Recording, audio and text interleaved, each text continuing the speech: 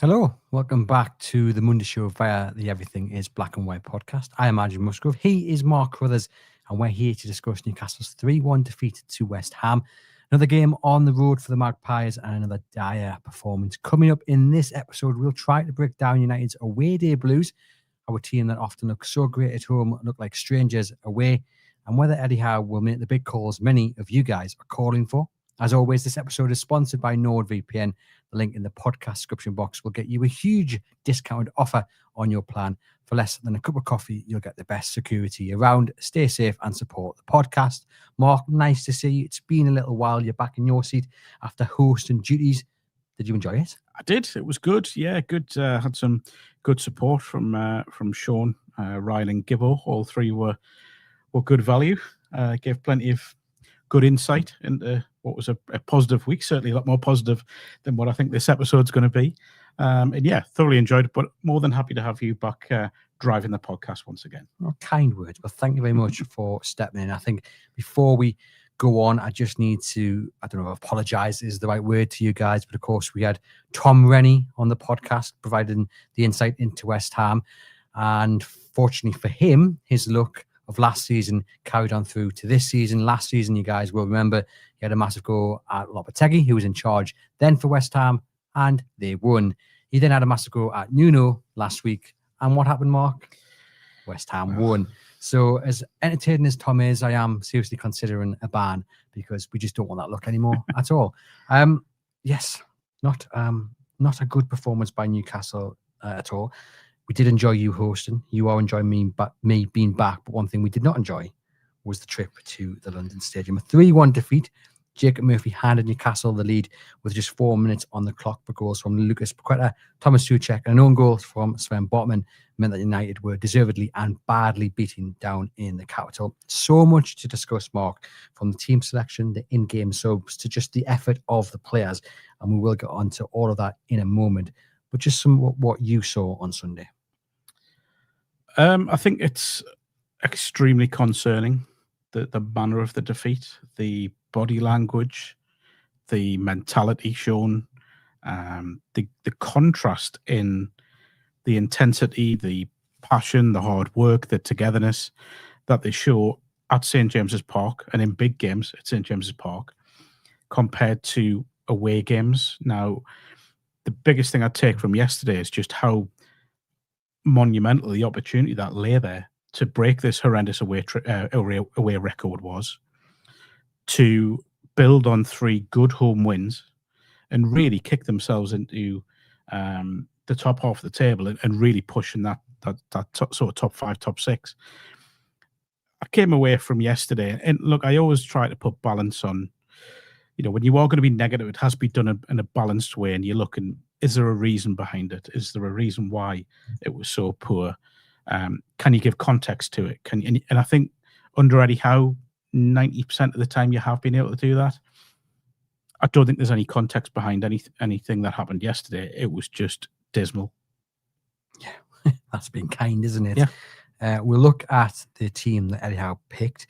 It saw Emil Kraft come in for Kieran Trippier, Sandro Tonali return for Lewis Miley, and then it was a team like for like, which beat Fulham. Losing Trippier, of course, a huge blow, Mark. That's an enforced change. Tonali, though, if fit, was always likely to come back into the starting 11. No real surprises, but there was a question mark for me over whether Joe Linton was the right man to have in the midfield. West Ham always going to be defensive, even at home. That is the Nuno way. And I raised on the match preview whether now would be the ideal opportunity to bring in either Joe Willock or Jacob Ramsey. I love Joe Linton. He's an absolute warrior, absolute tank. But against a team with a low block, that's not what you need. You need someone who's more comfortable on the ball, someone who can pass and go and move into those little pockets of space which are, not there in an abundance. So I was a little bit disappointed to see Joe Linton start. Not surprised, though. Your thoughts on that starting 11? I would agree with you. Obviously, the craft for Trippier was enforced. I look at the winger situation. I think I may have started Harvey Barnes. I know it sounds in hindsight, given how poor Gordon was, but I just think Gordon's form in the Premier League hasn't been good enough. So you have to then look at what other options you've got. In terms of Joe Linton, I think we spoke about this before, haven't we, how Newcastle have midfielders that are better on the ball than him. And when they were in a game where they should have dominated possession, when they had to take the game to a kind of defence-minded opposition, then yes, you need someone who's a bit more comfortable on the ball, someone who can find a pass, which I think we slightly disagree in the sense that I would have went with Ramsey. And I think you said that you would have went maybe with Willock. Yeah, just because I thought he played really well on Wednesday against Tottenham. He needed that performance. And sometimes you've just got to go with a player who's maybe flying that little bit higher. I think Jacob Ramsey is probably frustrated that his time on Tyneside hasn't gone as he'd hoped, as we'd all hoped, because of the injury. And he looked decent enough against Tottenham. And in the chances we've seen of him, he's looked like a player. But for me, I just thought the way Joe Willock would have been feeling, it would have been the ideal opportunity to play him in this game. But I also get the fact that you and the majority of people watching and listening would have gone for Jacob Ramsey. I don't think there's a lot between them, if I'm honest. I think they're very similar players. I think Willock, we kind of know what he can do. He's been at the club long enough now. We know what he offers.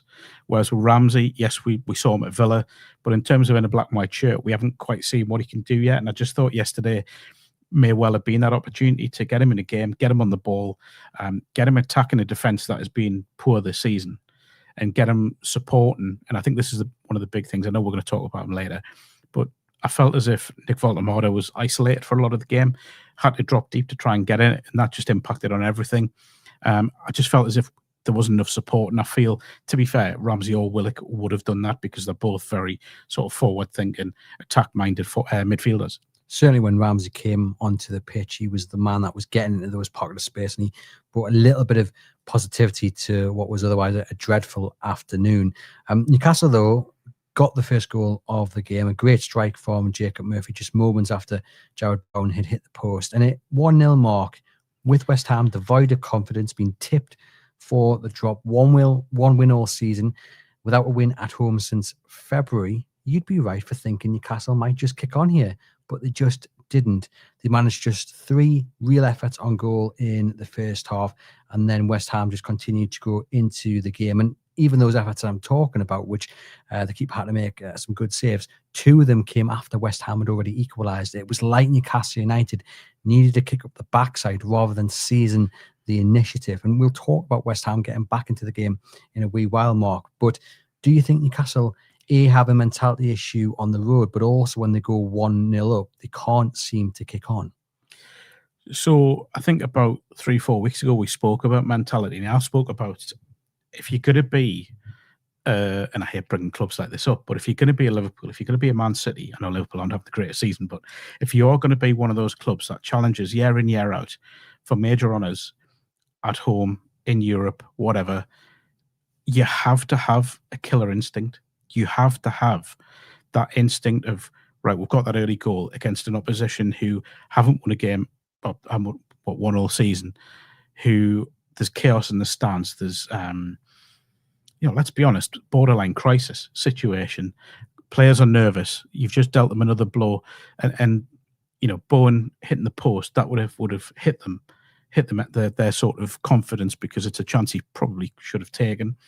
Then Newcastle go and score straight away. So you think, right, go and do what you do at St. James's. Swarm on them. Every time one of their players gets a ball, get on them. But Newcastle, for some reason, and I don't think this would have come from the touchline, just sat back and sort of allowed West Ham to find their feet in the game. Very easily, by the way. They looked very composed quickly, because Newcastle just allowed them that time on the ball. And that really concerns me more than anything, because I look and think, why have you done that? Because I can't see Eddie Howe or Jason Tyndall saying to Newcastle once they got ahead, right, just manage the game for 10 minutes or whatever management speak you want to use. For me, they'd be going, right, get at them, get after them. So where's that come from? What you want to set the tone then as a midfield, as they usually do, as they certainly do at St. James's, whether it's Tonali, Guimaraes or Joe Linton, go and push on, go and put them under pressure, go and press them. And it just didn't happen. And that's a real concern. And I don't just mean for the short term. I mean going forwards. And I know I'm trying not to overblow things here, because I think sometimes it's the kind of Don't get too carried away by the highs. Don't get too down by the lows. But I do think there's a long-term question here that needs to be asked of why do Newcastle lack that instinct? And do they believe that, I think the question we asked, do Newcastle believe they can become a top club because they're not there yet? And I think yesterday was a clear example of that question still is a long way from being answered. And the other important question is, why does that midfield three of Joe Linton, of Tonali, of Bruno Guimaraes, which dominates so often at home and that has rightly been called the Premier League's best midfield three, look totally different away from home? Would it be okay if I said I don't know? It would. Because I don't think anyone knows. I don't think anyone knows. I think that was probably Bruno's worst game for a good few weeks. He's been very... This is the thing I always say. These players have had a lot of praise. A lot of praise. We praise them quite a bit. And I like to think we're quite positive. But at the same time, they deserve to be criticised on a performance like yesterday. I think the only player, and I mean a minor bit of credit, that can come out of that game with a minor bit of credit yesterday, was Malik Thiaw. And when I say he's the best of a bad bunch, that's not me praising him, by the way. That's me saying he was a little bit better than the rest of his, and a lot better than some of his teammates. That midfield, I don't think there's an answer to it that we can give. Is it a case that they can be the Premier League's best midfield three just at home? At home, no. Because then you're not the best three. Because if you want to be the best midfield in the Premier League, you go to a West Ham. You go to a Chelsea, you go to a Liverpool, and you go and take the game to them. You don't pick and choose when you go and do it. You do it week in, week out. Look, every player in the Premier League can have an off day, off week, whatever. But when you're as highly rated, when you're clearly as talented, and you've got that mentality normally that those three have, you can't just dip like that. And when you've come into this game on the back of a fantastic week, perfect week, you should be flying high. And there's been a lot of football played, yes, but Eddie Howe has managed the squad really well. But the players just look out on their feet, and they look disinterested as well. I'm really sorry to say, it's not often we've said that, but you're right. You know, you can't really pick anyone other than Malik Thiaw to come up with just a tiny bit of credit, because everyone else was well below par. The first person we're going to speak about, Mark, because there's been some big calls made on social media over the last 12, 24 hours about 3 or 4 individuals when it comes to Newcastle United. And it leads into Paqueta getting the equaliser. I think it's a pretty tame shot. I think Nick Pope should be stopping that, should not be getting beaten down at his near post. In the first instance, people are saying, well, Nick Pope should have caught the ball that came in from Somerville. I can also understand that. Nick Pope, should he have done better with the goal and the build-up? Secondly, is this now the time that we see Aaron Ramsdale step into his shoes? You know, if you'd asked me that question 7 days ago, I'd have probably said no. We stick with Pope because he's come through a very good run of form. You know, those games at home when he played against your Benficas and Fulham, I thought he had a good game in both. And we haven't really seen enough of Ramsdale in a Newcastle shirt. But then I looked at Aaron Ramsdale's performance against Tottenham, and I know Newcastle had the vast majority of the game, but when he was called into the game, he was very good. He was clear and concise and in his decision-making process. He made the right decisions. When he had to punch, he punched. When he had to catch, he caught. When he had to come out, and the big difference, I think, between the two of them, when we saw Ramsdale come 40 yards from his goal, chest it, and then clear it, I never once felt when he was coming out of his box, oh no, we're in trouble here. I felt like he was in command. Now, the one concern about the Pope situation is we've always said we can live with the fact that his distribution is not great, because the other side of his game's excellent. He's a good shot stopper. He's a good taker of crosses. And yesterday was a real concern because that wasn't there. So to answer your question, on the back of the Tottenham game, when I thought Ramsdale was very good when he had to be called upon, there's a very, very big question for Eddie Howe to answer. I personally think he will stick with Pope because I think He still trusts him. And it's also, we shouldn't underestimate how big a call it would be, because Pope, in terms of how he would react to that, would be really intriguing. But for me, I think I would take it under serious consideration. But people right now, I think, will be screaming at their TVs or their phones, listening or watching this, hearing you say, can't underestimate what a big call it is. Eddie Howe gets paid to make those big decisions. And on the back of a performance yesterday where Nick Pope actually made 3 or 4 really, really important saves, the errors are always going to be at the forefront of everyone's mind. Even the third goal, you know, how that gets through his legs and into the back of the net. Not a good bit of goalkeeping, but the first one particularly stands out. And then when Ramsdale's had such a good performance in the cup, the conversation and the debates always go to heighten. And you know, Pope's performance has accelerated that somewhat. I agree with you. It is a massive call, but Eddie Howe has to, at this point, on the back of a performance like that, which is arguably the worst performance we've seen in Eddie Howe, he now has to face up to these decisions and make them. And I think he will do. Yeah. He gets a lot of stick for having his favourites and what have you. But I don't think he can look at that first goal in any way and dilute how bad it was by the saves Nick Pope made elsewhere in the game, because then you do also have the third one. Will he drop him for Bilbao? I don't think so. I think we're likely to see him in net for the next 2. And I think coming back from the international break is when we might see Aaron Ramsdale get his first nod in the Premier League. So we've said a lot about what does Pope have to do to be dropped, kind of. Not in those words, but that's kind of what we're saying. I would look at it from the other side. What does Ramsdale have to now do to get in that side? Now, for me, he did everything that he should do to get in the side on Wednesday against Tottenham. So, again, it's a benefit of hindsight, isn't it? We can say, well, Ramsdale probably should have started yesterday. We wouldn't be having that conversation if Pope had a good game, which he didn't. So, yeah, I think there's a really, really strong argument for Ramsdale playing against Bilbao, if I'm being perfectly honest. And I'm edging towards that.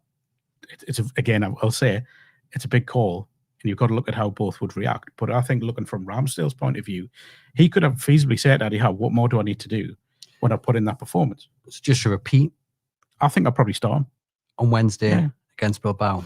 So at the moment, because Newcastle's only cup competition in terms of domestic is the Carabao Cup, realistically, before Christmas, Ramsdale's going to play 3 games. It's not really enough to get well, it certainly is enough to get a big impact. So why not extend that to the Champions League? It's not like he's not playing the Champions League before. He's got that experience. He's an England international. He's played for Arsenal. He's played for big clubs. Why not give him a go in a big game like that? Well, there we go. Let us know in the comments your thoughts. We've got John saying, I think it's time for Ramsdale to be given a run. Pope making silly errors and it's costing us. Darren says, first goal wasn't Pope's fault. Second goal, just a mess up by Botman there.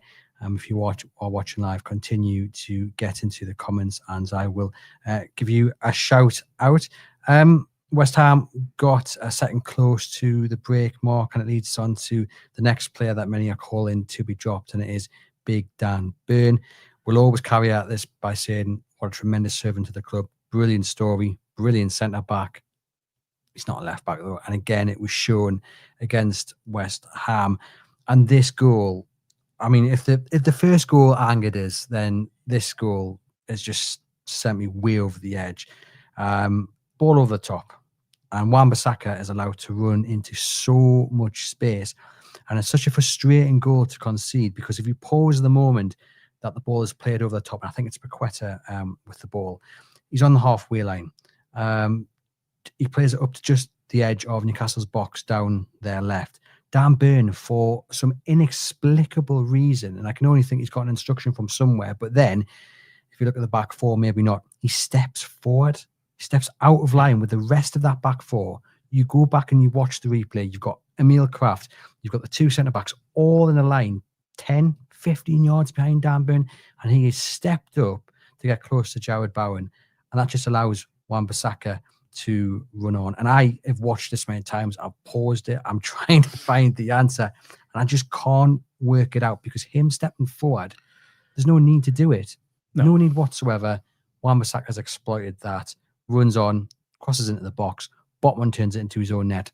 Not too fussed about the own goal. It's football. It happens. But Dan Burn's sense of positional sense there, we need to talk about it, because it is a massive, massive error. It is. I would like to hear, and I don't think we can.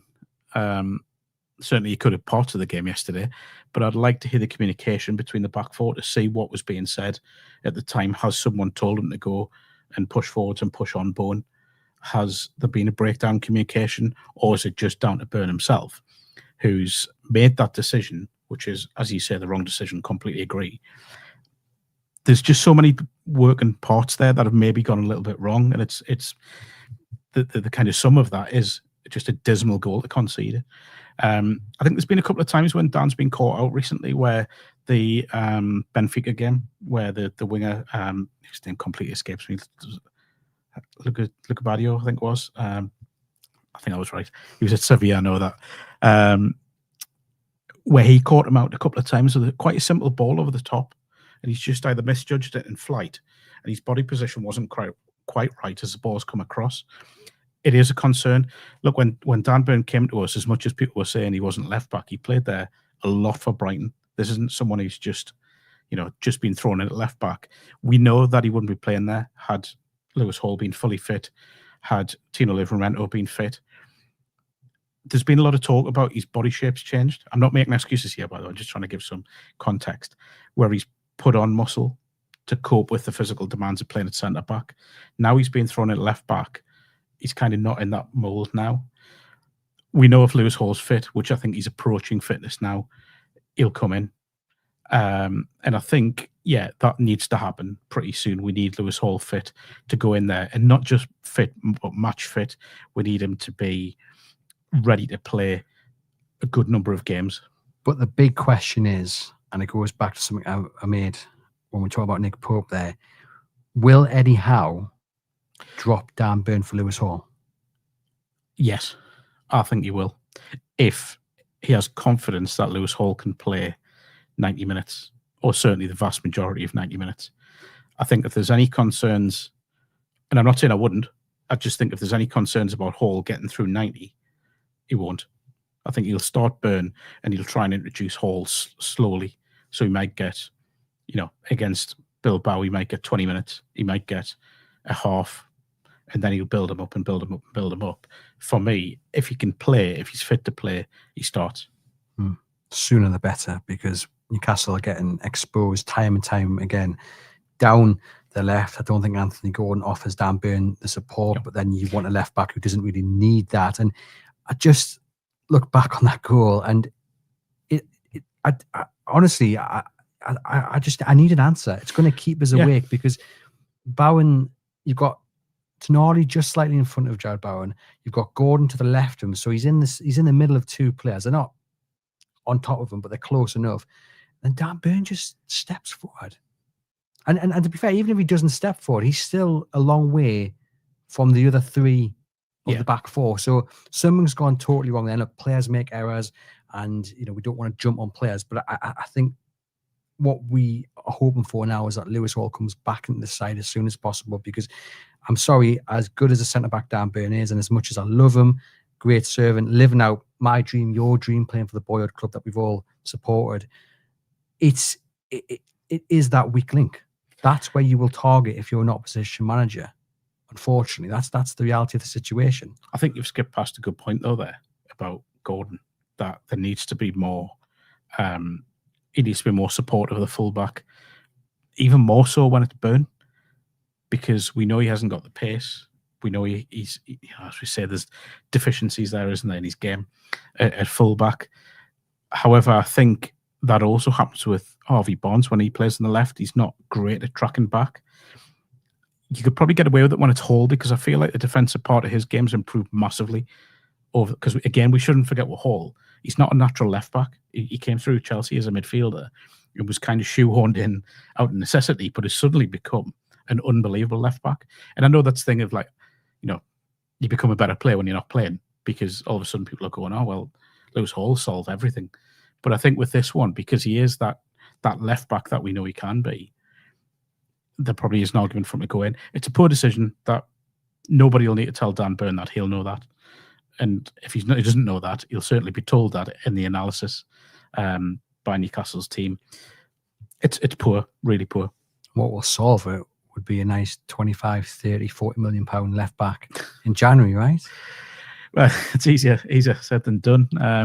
We did have that a few weeks back, didn't we, where we identified some that could come in. It'd be interesting if they do. I think it is something they need to consider.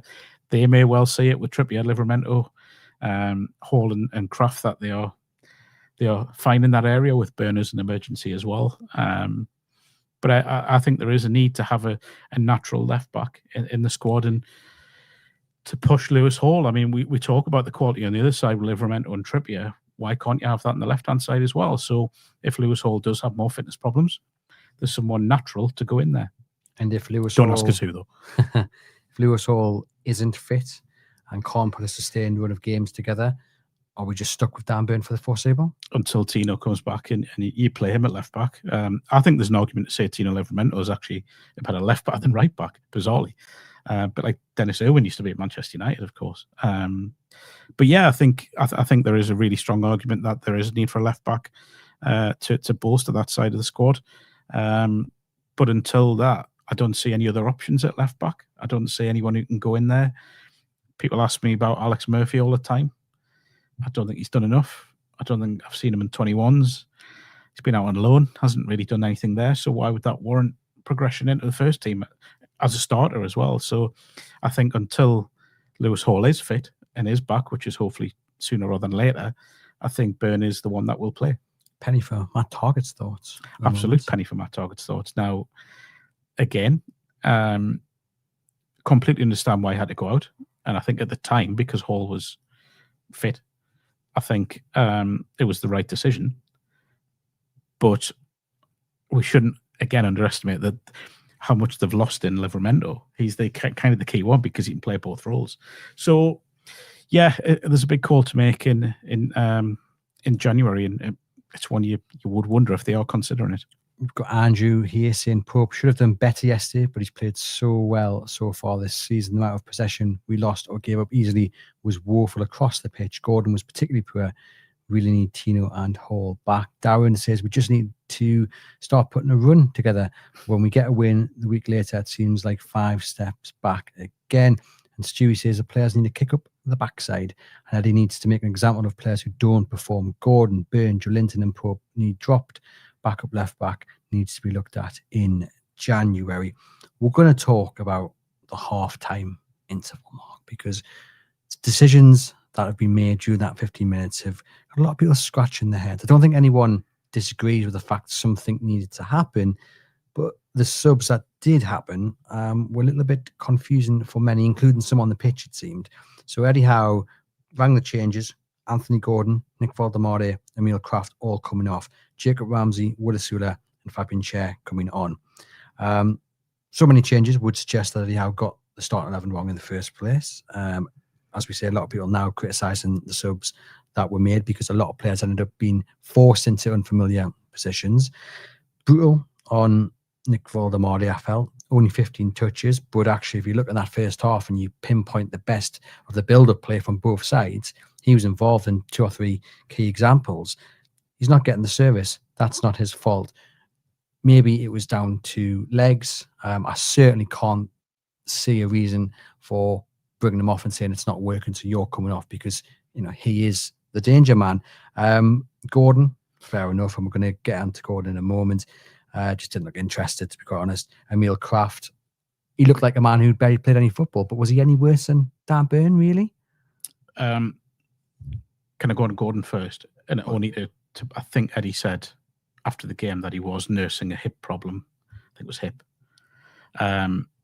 That to me says that he shouldn't probably have started the game then, if Harvey Barnes is there, if he has got a bit of a blow. Kraft, again, as you say, I think it's a good point. He's a man that hasn't played a lot of football.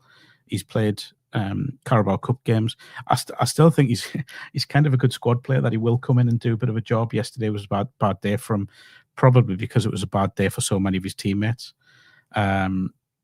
You look at Asula again. We've spoken about him a lot recently, haven't we? And we've spoken about what he needs to do to earn Eddie's trust. The Valdemare one, I wonder if it was a bit of fitness management? Is he just trying to, protect him? Did he feel that he was dropping his levels of fitness? I don't know. the biggest concern for me is I think 90% of the time, again, I've used that figure quite a lot, haven't I? We look at Eddie's decision making and think there's kind of a clear focus, a process behind it. And I felt yesterday when you end up with certain players in certain positions that they just don't play or have rarely played, I just think things got a bit muddled up. I think there was a muddled up thinking yesterday, and I think that's a little concerning, and hopefully it is just a one-off, but I certainly think that played a big part in what went on. Well, as the weeks have gone on this season, Eddie Howe has seemingly got more comfortable and better at using his squad. Fulham, Benfica, the right decisions were made, and that helped Newcastle United to 2 really important victories.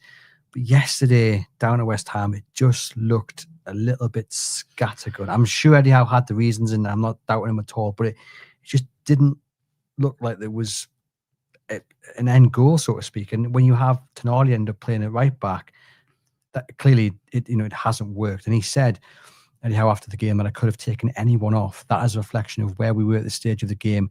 It is very rare for me to feel that way. I don't think I have since I've been Newcastle United manager, which shows you how angry and how disappointed Eddie Howe was.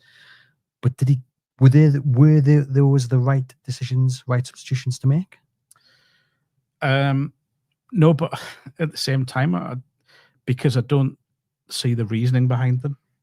I don't think maybe the Gordon one if there is an injury there, but then if there was an injury, unless that was sustained in the first half, then don't start him. You've got wingers there in that squad to play for a place. You've got them for that reason. It's not like you're bringing in some young kid to play left hand side. You've got Harvey Barnes there who is on the back of a little decent run of form coming off the bench, and surely that needs rewarded. So that was a little bit muddled up. Again, the other one, I think I would have left Voldemort on because, as you say, the best parts of the attacking play, what few there was, kind of came through him. I felt for him. I really did. I think, again, I'm not trying to get carried away here. I think he's been a good signing, a really good signing, and we've seen exactly why they were so keen to get him. We've seen exactly why Bayern Munich were so annoyed that they didn't get him and clearly frustrated.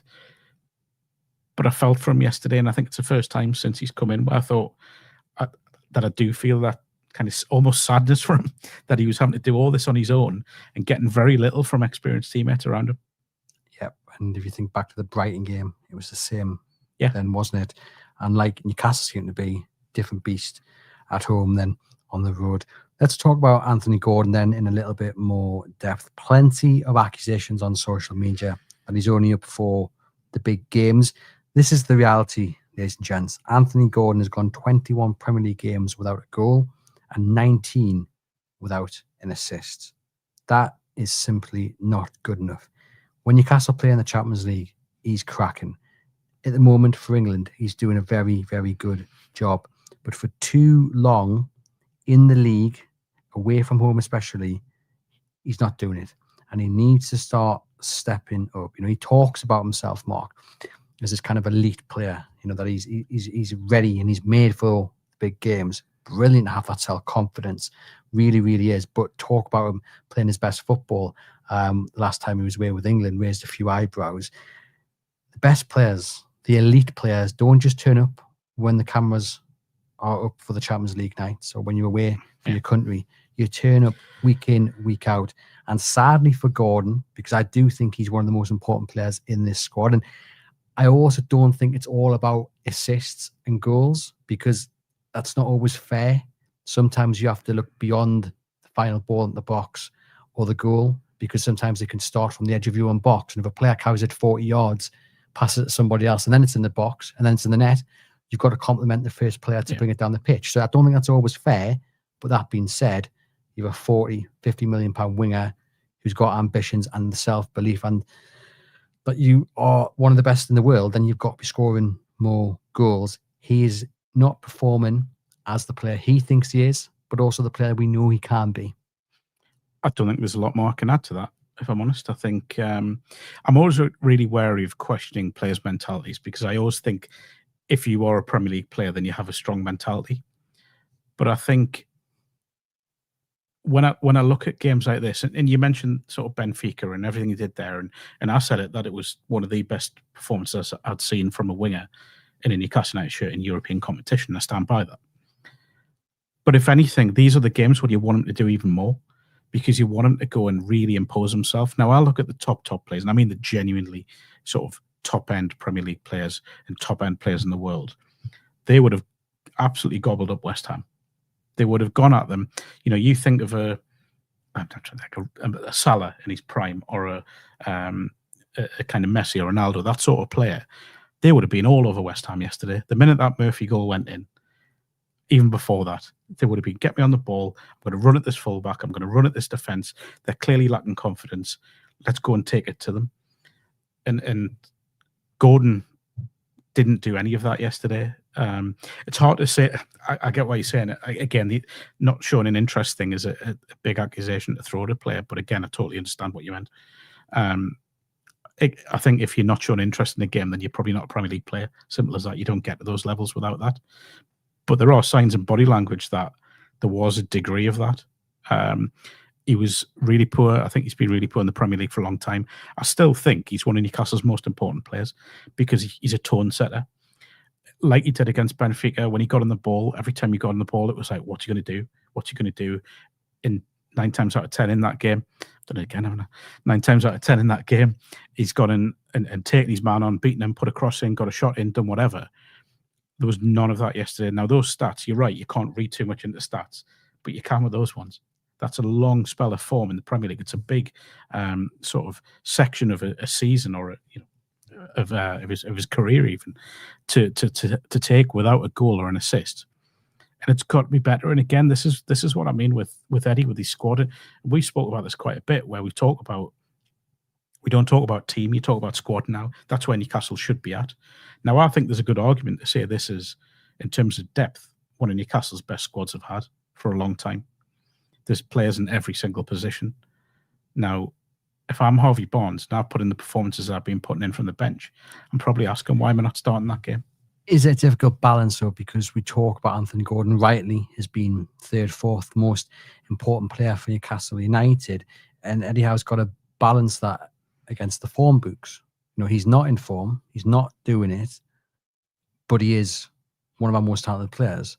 So do you, if you anyhow kind of roll the dice and think, well, actually, you know, it's going to click at some point, you know, it has to, or do you drop him to deliver that message and say there's other players here that are going to step into your shoes? Or do you do the other thing where it's, you know, Eddie Howe trying to keep everyone happy? It's a squad game. You're going to play this game. You're probably not going to play this game, but everyone's going to get their opportunity. Probably depends on the player. I think Eddie will know the players better than anyone. So maybe he thinks, and I'm not saying this is right, by the way, but maybe he thinks Gordon will eventually play himself back into form. Maybe he saw the Benfica game and thought he'll play himself back into form on the back of that, and he hasn't. Now, again, if I'm a Harvey Barnes, and I said the same about Ramsdale, I'm looking and going, well, hang on. I've come in, I've scored goals, I've looked dangerous. Why am I not in there? Now, again, and I'm going back to this ruthless thing of the players need to be ruthless on the pitch, but there possibly is a degree of that from Eddie now, where he has to say, right, you're not playing. What would a Sir Alex Ferguson have done? What would a Pep Guardiola do if, you know, look what he's done with Jack Grealish, brought him in for big money, hasn't quite done it, moved on. I'm not saying move him on, by the way, but I'm saying he's been ruthless with that decision making. I think there's maybe a degree of that coming now for Eddie, and he has to start showing that, I think, to get the best out of players. We've talked about Joe Linton, we've talked about Dan Burn, we've talked about Nick Pope and Anthony Gordon. The four players, everyone or the majority of people on social media are saying we have to see them dropped, rested, whatever word you want to put in it, from the starting 11. Bilbao, Mark, you've already said Ramsdale in. So Dan Burn.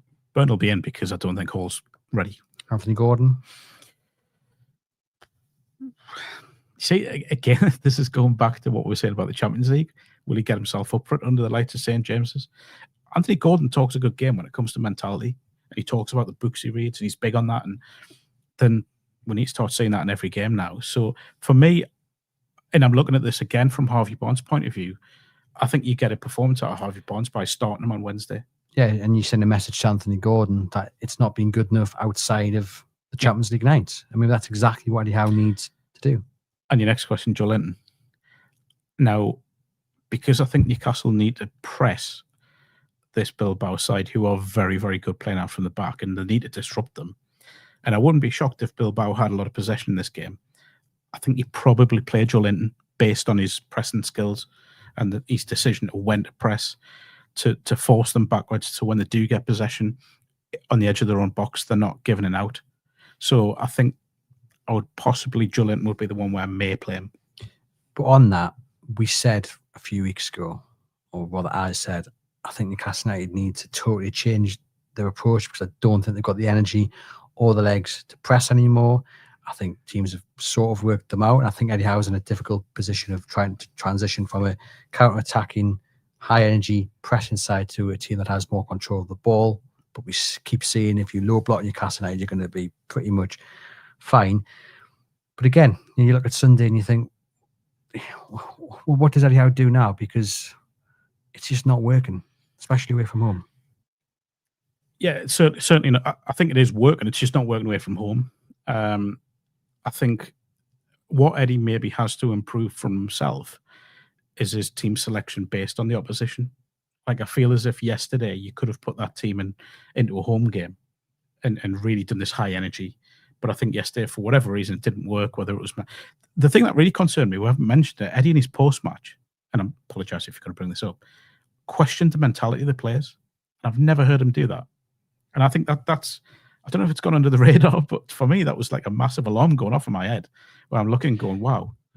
But for me, it's more than just Sunday, isn't it? Because this is now a horrible run on the road. It's not a blip. It's a serious issue where you have to go back to April and Leicester City. Like there's an underlying issue there. I don't know what it is, whether it is just home comforts, whether the players are lacking that little bit of confidence and self-belief, but then you go 1-0 up and you definitely shouldn't be. You should be going for it, especially against a side like West Ham. I don't know what the issue is. I don't know what the solution is, but it needs to come quickly. I think it probably needs to come from the players themselves as much as it will from Eddie. I don't think anyone will need to tell Eddie Howe what needs to be done. He'll have an idea in his head, but I think a lot of it has to come from players. Why are you making decisions in away games that are different to home games? Well, this is it. The other thing that caught my eye on Sunday was the fact that as the game wore on, it only looked like West Ham were going to add to the tally. Newcastle United didn't look like they were going to grab an equaliser. But you had players in pockets of space, mainly out on the flank, and no one around them, but they weren't gesturing for the ball. Hands weren't out, the arms weren't up. Now, they may be shouting, but it didn't seem like they were very energised in trying to get the ball over to them. And that worried me. It's just a lot. Lethargic, wasn't it? Lethargic. It was like no one wanted the ball. No one wanted to drive on. Even when they started to get near West Ham's box, they turned and went sideways or backwards. Even the players who usually have the key to unlock things, like your Tenarios and like your Brunos, they just looked devoid of any idea, any creativity, any confidence, any self-belief that actually they could get back into this game. They looked like a side that were down the bottom end of the table, or further down the bottom end of the table, that hadn't won in so long. They didn't look like a side who'd won 6 out of the last 7, put it that way. No, they didn't. And that, again, I think there's a mentality question there. And again, that goes back to what I was saying about Eddie's question, Eddie's kind of comments after the game. When a manager questions the mentality of his players, that's a big thing, especially when he's quite routinely praised the mentality shown by the players. So I think there's a lot of questions that the players need to answer. And it's not just a case of going and getting a win against Bilbao. It's not just a case of, I know it's a way off yet, but that Brentford game is a tough one because they're going to have to go there and stand up for themselves. Because, I watched Brentford against Liverpool a couple weeks ago. Liverpool got away lightly, and it's going to be physical. It's going to be that long ball coming at the box. It's going to be, high intensity, high pressure. It's going to be all that. On the back of Bilbao, to me, that feels like a ready-made excuse of, but we had a tough game against Bilbao midweek. You can't have that as a big club. If you want to be a big club, an elite club, you can't ride on that. Yeah. And this is where the mentality has to be better, has to be stronger. and this is where the players have got to stand up and answer the rightful questions that are being asked of them. We certainly can't be having that as an excuse because I laid in the slot last week for doing it. So I don't want to say how to do it. No, but you were right to do that. This is what I mean. That there's a lot of managers who fall back on the old excuses, and sometimes there is. It's valid. It's a valid reason for that. Sometimes if they've got bad injuries, and they're kind of limited in their team selection, so you do have players who've played, 7 times in 15 days or whatever. There is that. But this Newcastle squad, not just the team, the squad, have to answer those questions this week. It's a massive week, I think, particularly given what's coming up next at St James's. The away form, now, if my maths is correct, Eddie Howe has played 75 games in the league away from home, winning 27. He's lost 31. Not a huge gap there, but, still enough to ask the points. Why does Eddie Howe struggle on the road? I mean, do you read those stats and do you say, well, actually, that's not too much of a difference. I'm not too concerned. Do you look at it and say, well, actually, what I'm more concerned at maybe is they'll go on runs of good performances away from home? They are very patchy. Yeah. That would be my concern. Is that concern. the bigger issue? Yeah, I think it is. I think, so we can look at games last season where they've gone away to tough places. I mean, Tottenham was a tough game, even though they were struggling. Man United's always a tough game, even though they were struggling. So you compare those two clubs to West Ham yesterday. Newcastle went there and completely imposed themselves on the opposition. I think it was the Manchester United away game was over Christmas, I think, wasn't it?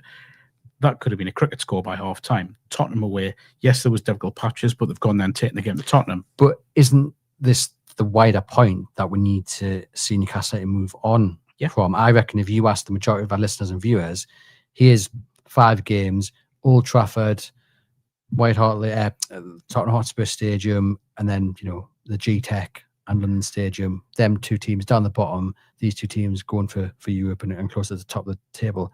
Where you're betting and getting some points from? Yeah, and I'd go for the harder games. Yeah, which is the mentality, isn't it? It's why are certain players getting themselves up for big Champions League nights, and when they play Liverpool at home, obviously emotion around that, they're bought into it. And I get it. I get that they feed off the energy at St James's. Nobody walks into that stadium, particularly at floodlights midweek. Champions League anthems belting out. It must be, as a player, pretty easy to get yourself up for that. But I think sometimes if these Newcastle players want to become elite, and I mean genuinely elite, not just, this kind of, we're in the Champions League. If they want to become elite where it's, we're going to go through to the quarterfinals or semi-finals, that's a mile off yet, by the way, miles off. But if they want to become that, then the mentality has to be right every week, not just, oh, this is a big game, we've got to be up for it. Yesterday, they looked far from up for it. From up for it. And again, I'll go back to the Howe comments. That kind of sums it up for me. Yeah. I think the one thing I really want to see them avoid is that for far too long, as a Newcastle United fan, I was sick of these type of games where you have West Ham. I remember a game against West Brom and they hadn't won in so long, and we ended up losing 3-2 under Alan Pardew, but it didn't come as a surprise because Sheffield United under Bruce. Yeah. We were always that kind of banana peel to slip on. If you were a team coming to face Newcastle United, whether it be home and away, and you'd be on a horrible run of form, you'd joke with your mates, oh, it's Newcastle next. And you did it because you were deflecting, because you knew exactly what was going to happen. And then when they ended up losing to a side who hadn't won at home since February, you weren't that shocked or surprised because it was just the Newcastle United you were used to. Now, under Eddie Howe, that has ebbed away. He's done a good job of chipping away. It's not gone completely, but I think a lot of people were confident going into West Ham that actually, Newcastle should be beating them. 6 out of 7 wins in October. Brilliant week across all competitions. West Ham, mutiny in the stands, sit-in protests, a walkout last time. Players been played all over the shop. No one was struggling to get everyone on board. Why shouldn't Newcastle United win this game? And then, bang, they don't. And they perform so badly that it actually stings. It's the first time since Eddie's been in that the answer to that question is because it's Newcastle United, isn't it? Is it the worst performance in Eddie Howe you've seen? Yeah, I think the reason why, so it's probably not, right? I'll be honest, it's probably not. This probably has been worse. Brentford last season wasn't great. Some of the early performances under Howe, but I think with those ones, there's kind of context behind them. this one, I felt everything was in Newcastle's favour. Everything was ready for them to go there and dominate. A West Ham side lacking in form, confidence, togetherness, spirit. Fans were kind of divided. Well, actually, no, they weren't. They were kind of united, weren't they, really? If we're honest, against the owners. We've been there before ourselves. Everything felt in Newcastle's favour.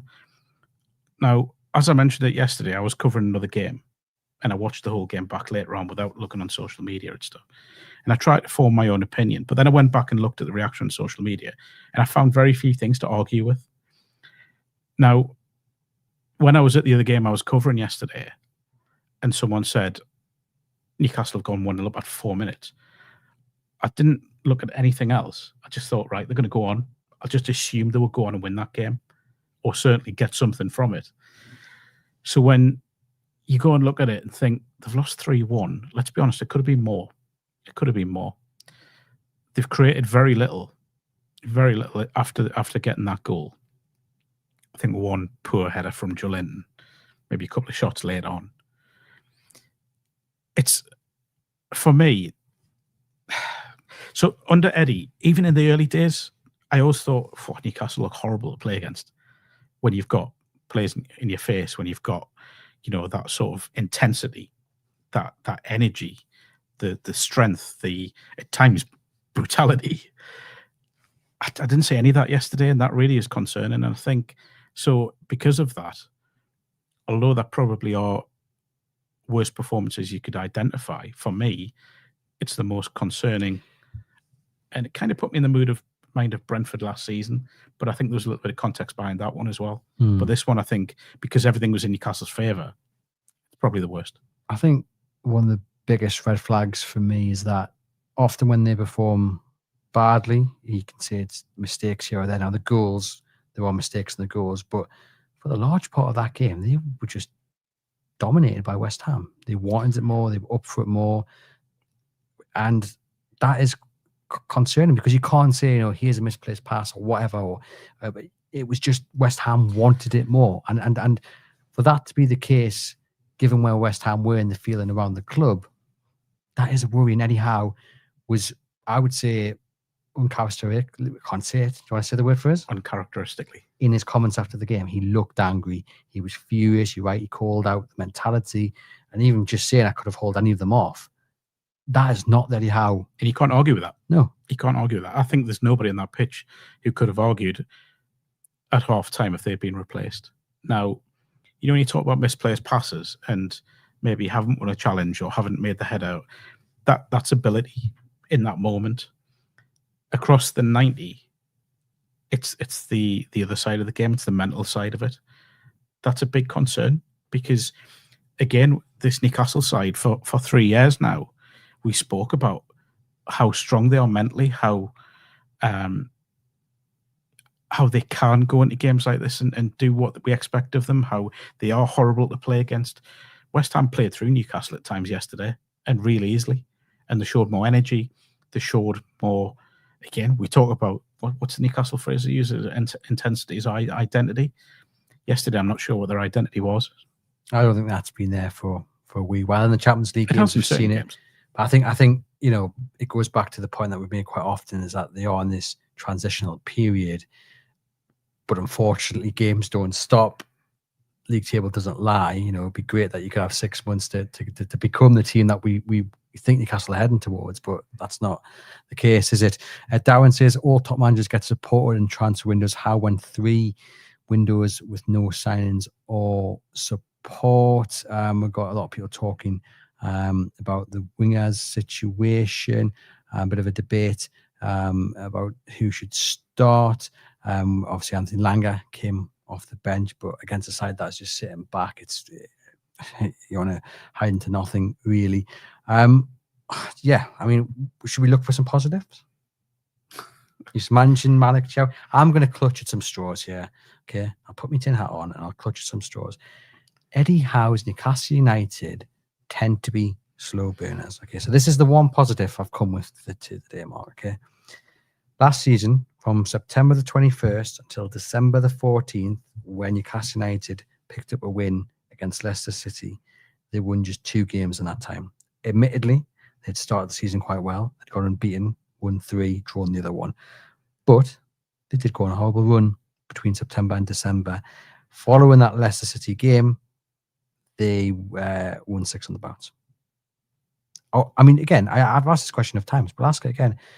And actually, I think the answer, even if it's a positive one, probably isn't the best answer long term. But right now, do we just accept that Eddie Howe's Newcastle United don't hit the ground running? And when it does click, it's marvellous to watch. And there's a good opportunity, a good chance that it will click in the next few weeks. If goodness knows it has to. Would Eddie Howe accept that? I don't think he would. But I think if you look back at the seasons that he's been in Newcastle United, I think there's case to say, well, actually, that is what Newcastle United does under Eddie Howe. So I think Lee said this today, Lee Ryder, that Newcastle aren't a million miles away from where they were this time last season. Right now, the thing is, last year they didn't have Champions League football. They didn't have the physical demands of that. Now, there is a degree of not getting too carried away by one admittedly dismal defeat. But there's an awful lot of pressure coming on some big games now. Man City at home is going to be awful. The questions will come about mentality then. If Newcastle don't perform against Brentford on Sunday. Sorry, That many games being moved for TV. Yeah, this weekend. The questions will come then if they play Man City at home and are bang up for it and get something, or even put in a really good performance. Then there'll be serious questions to ask. If they put in another performance like West Ham at Brentford, then all of a sudden play Man City at home, and they're all fit and firing in the faces, and St James's Park's bouncing, and they're feeding off that, there will be genuine questions to ask then. But equally, if they turn up against Brentford at the G-Tech and put in a brilliant performance and win 3 or 4-0, people will go, well, where was that? Yeah, why was the West Ham game the kick up the backside that we needed? Now, people in the comments there respond to me saying, what you want about Newcastle subburners? How is that a positivity? And I said it mainly in jest a little bit because there was no positives from yesterday. But I get the point that people ask, why do we need a game like West Ham to give Newcastle United that push to be better, to kickstart a run? Why do we? Again, that's a question the players have to answer. Why do they do this every so often? But again, I go back to the massive pressure that will come on big games throughout the rest of this month, throughout a busy December, that now has another Carabao Cup game. That's going to be a packed schedule with, we hope Johan Wissa comes in, but then you're relying on him, 1, hitting peak fitness straight away, and 2, hitting form straight away, which isn't going to happen. And then he's got the distraction of the AFCON coming up. So I think it's. I keep going back to this thing about if they want to be an elite club, they can't go, oh well, we're slow burners. We start slowly, but we always do well in November, December. We always hit form, and look at what we did last season. Big clubs, genuine big clubs don't think like that. They go, right, day 1 of the season, bang, here we go. This is what we want to do. They set the stall out early and they go for it. Now, that's what Newcastle have got to do. They can't be streaky. You can't be a streaky club if you want to be an elite club. Especially not given the start they've had. No, because again, sorry, I keep repeating myself, but because all of a sudden you're putting yourself under massive pressure to turn it around. Dan says, for me, they must, and I cannot stress enough, must be getting into our winning ways by the time we face Sunderland, as if we lose that game, the pressure on Eddie will be tremendous. Niall says, this away form has been like this for 2 years. It's no different. We all know Eddie is a reactive coach. That's his MO. He is tactically inept, in Niall's opinion. That's his biggest flaw, and we all know it. Darren says, feels like we're just making up excuses, hoping it gives the players a kick up the backside, as you say. A lot of people say next week's going to be difficult against Brentford. We'll finish on this question mark, which is tailored just for you. And it is from Geo Toon, who says, there has to be an academy player just to fill in the role at left back. No. This is Mark Rez, ladies and gents, who spends his cold Tuesday evenings down at Benton watching Newcastle United's academy players. I don't see one at the moment. Alex Murphy, if you'd gone back 2 years, then I may have said Alex Murphy had a chance. But I don't. I think he's a talented player, and I think there's something in there. But I don't think he's ready for that role, even if it is just filling in. Sadly, the one I would pin my hopes on at fullback is on the opposite side, which is Leo Shaha. I mean, I'll be watching the under-19s on Wednesday. They play Bilbao in the youth league. I can't say there is anyone in there that would even fill in. We shouldn't underestimate how big the jump is from 21s to first team, and it takes a special player. And I know, look, this is all joking aside. You know what I think of Lewis Miley. It takes a player like that to step in, and I don't see at fullback that level of player. There are certain positions in there, like I say, a right back. I think Shaha, say they get a favourable FA Cup draw, a home game against a League One, League Two side. I wouldn't have any fears putting Leo Shaha in at right back for a game to see how he does.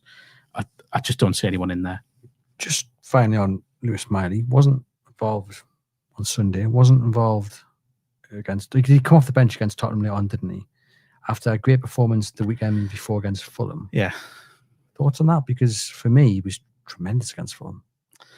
Yes, I thought he was. I thought he had a good game in the Champions League game. I think he's done a lot of what Eddie would have asked of him and got a lot of praise, rightly so, for it. I kind of feel for him a little bit. I do wonder if sometimes, because he's an academy graduate, is he the easiest one to drop? To drop him rather than Joe Linton or a Tonali or someone like that? But I hope that wouldn't be the case. Oh no, I'm not saying it is a case. I'm just saying, it's sad because I think Lewis, if he gets a good run in the side, then I think we'll see an even better player. And I said it, I don't know who it was with last week, but I genuinely feel he's a player that can become a top player, but he needs that run. And I think in those games we mentioned, make no bones about it, that Benfica game was a huge game for the club because they have to win the home games to get through to this next stage. And he did everything asked of him. He looked composed. Yes, he made a couple of early errors, but I think Lewis can count himself really, really unfortunate. And I do have a little bit of sympathy for him. We talk about Ramsey, we talk about Willock coming in for Joe Linton.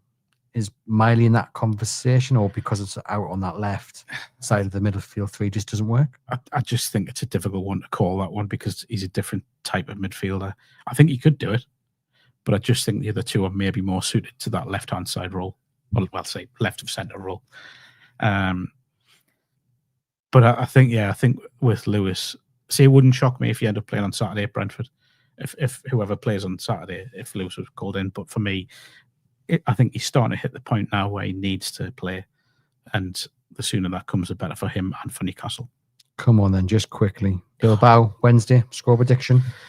3-1 Newcastle win, mainly because it's at home under the lights. They'll be up for it. Anthony Gordon mantra. Well, do you know, it genuinely wouldn't surprise me if he was to score, and then we're sat here next week going, well, hang on, we've just done that and then got beat at Brentford. So what we're talking about now, and we'll probably have exactly the same conversation we've just had. So, but no, look, joking aside, I think again, and we shouldn't underestimate how big Wednesday is, because if Newcastle do win that game, they're not far short of where they need to be in terms of going through the knockouts. So I think there's 11 points, possibly around 11, 10, 11, and they'll be on 9. 3 wins. 3 wins, yeah. 9 points. Needing 1 or 2 points from the last sort of 3-4 games. Good place to be. It's a big game. But I think they'll win. I think they'll win 3-1. But it is a tough game. I really like Bilbao as a side. Really good side. And it should be a great occasion because of the affinity between the two clubs. Well, we're bringing you the match preview with John Gibson. We'll also have an episode with Sam Mulner as well. We will look at the wingers that Newcastle United have and talk a bit about them ahead of Wednesday's game against Bilbao in the Champions League. Thank you very much for tuning in. It's a pleasure, as always, to chat Newcastle United, even if it is on the back of a defeat. Like I say, watch out for myself and Gibbo coming to you guys tomorrow. Until then,